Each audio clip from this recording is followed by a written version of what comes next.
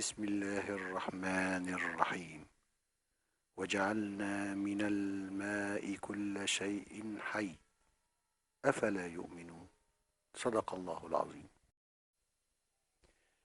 مشروع الاستفادة بمياه الصرف الزراعي لمنطقة الدلتا والمياه الجوفية بالصحراء الغربية لزراعة الأراضي المتاحة بمنخفض القطارة وإنتاج كهرباء لخدمة هذا المشروع.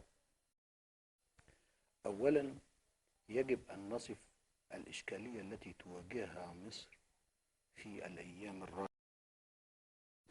الفقر المائي الذي سنواجهه في الأيام المقبلة في ظل بناء سد أثيوبيا. الفجوة الغذائية الرهيبة في ظل تناقص الرقعة الزراعية وبالتالي استهلاك العملة الصعبة في استيراد السلع الغذائية الأساسية وفي مقدماتها القمح. استنزاف الموارد البترولية في إنتاج الطاقة الكهربائية. ثانيا، ما لدينا لمواجهة هذه الإشكالية؟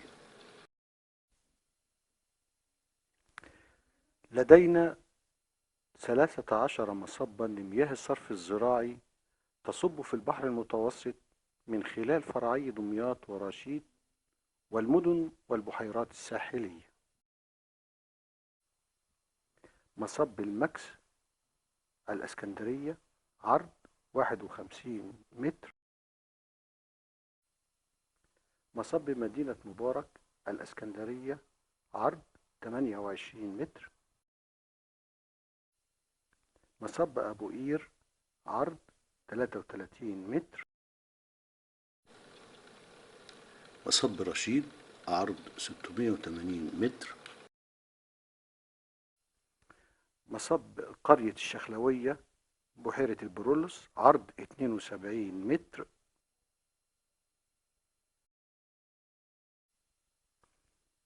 مصب ترعة الحدادي بحيرة البرولوس عرض 57 متر. مصب ترعة قرية السكنة بحيرة البرولوس عرض 55 متر. مصب ترعة الحمول بحيرة البرولوس عرض 35 متر. مصب كفر السواحل عرض 58 متر. مصب ترعة جمصة عرض 122 متر. مصب ترعة دمياط الجديدة عرض 82 متر. مصب دمياط راس البر عرض 236 متر. مصب ترعة الإسماعيلية بحيرة المنزلة عرض 149 متر. لدينا بالصحراء الغربية في المنطقة الواقعة بين مصر وليبيا وتشاد والسودان النهر المغطى الذي يقع في جنوب غرب الصحراء الغربية. إجمالي كميات المياه التي يمكننا تجميعها لمواجهة الفقر المائي تقدر بحوالي 11 مليار متر مكعب سنوي. لدينا الصحراء الغربية والمساحات الشاسعة والتي تصلح للزراعة، ولدينا منخفض القطارة الذي ينخفض عن مستوى سطح البحر المتوسط 136، فمساحة المنخفض تصل إلى 26 ألف كيلو متر مربع وتبعد عن البحر المتوسط حوالي 75 كيلو. ولكي نقوم بنقل كميات المياه التي يجب تجميعها من الدلتا يجب اتباع الخطوات التالية. أولا، تجميع مياه الصرف الزراعي بالدلتا ومعالجتها ونقلها لمنخفض القطارة بدون استخدام أي طلمبات أو محطات رفع تجنبا لتكاليف النقل. ثانيا، إنتاج الكهرباء. ثالثا، استخراج المياه الجوفية بالصحراء الغربية بأقل التكاليف وأسهل وأسرع الطرق.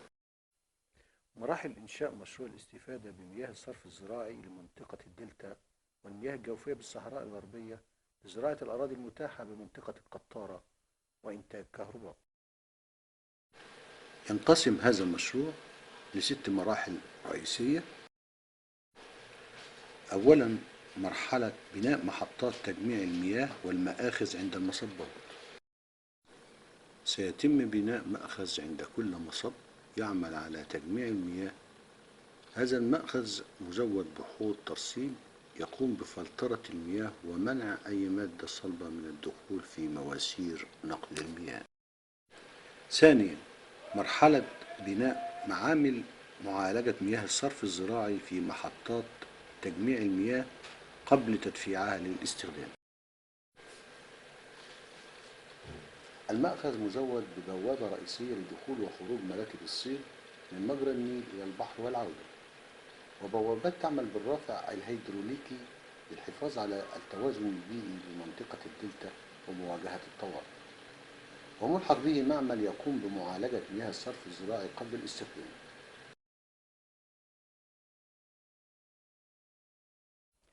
ثالثا، مرحلة مد وربط خطوط المواسير الفرعية بالمواسير الرئيسية على مستوى قاع البحر والتي ستقوم بنقل المياه من الدلتا إلى العلمين.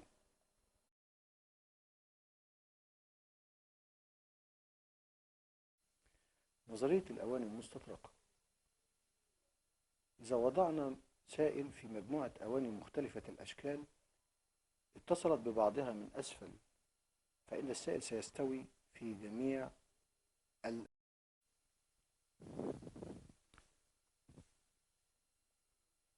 بنظرية الأواني المستطرقة يمكننا نقل مياه الصرف الزراعي من الدلتا إلى قاع البحر بالعلمين بدون طلمبات أو محطات رفع. فعمق المياه في البحر المتوسط على بعد 5 كيلو من الساحل في مسافة من أمام الدلتا إلى أمام العلمين يتراوح من 14 إلى 18، وبالتالي يمكننا تطبيق نظرية الأواني المستطرقة على الطبيعة لنقل كميات المياه.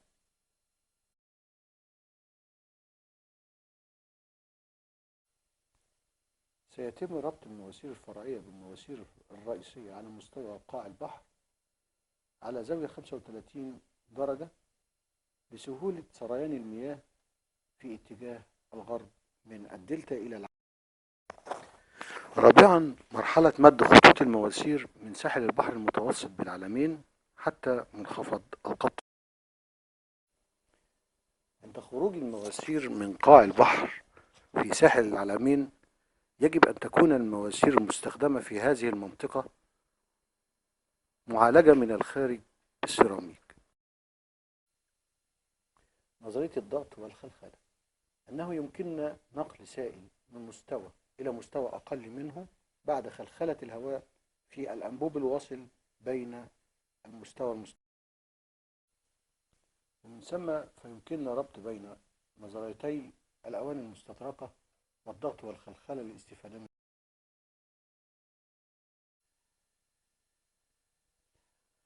وبربط نظريتي الأواني المستطرقة والضغط والخلخلة ببعضهما يمكننا نقل المياه التي تم تحضيرها عند قاع البحر بالعلمين إلى منخفض القطارة عند النقطة -4.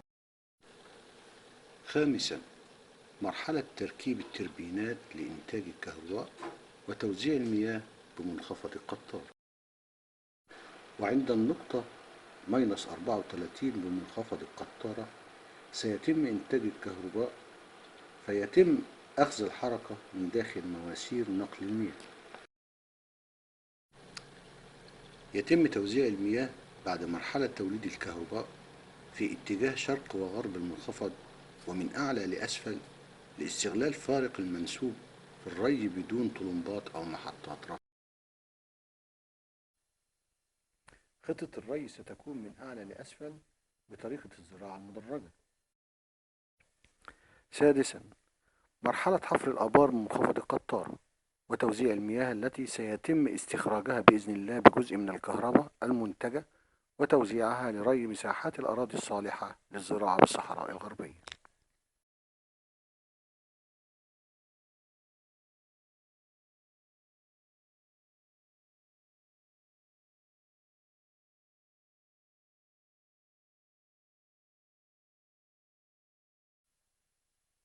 هكذا سيتم نقل المياه من الدلتا إلى منخفض القطارة للاستفادة بمياه الصرف الزراعي.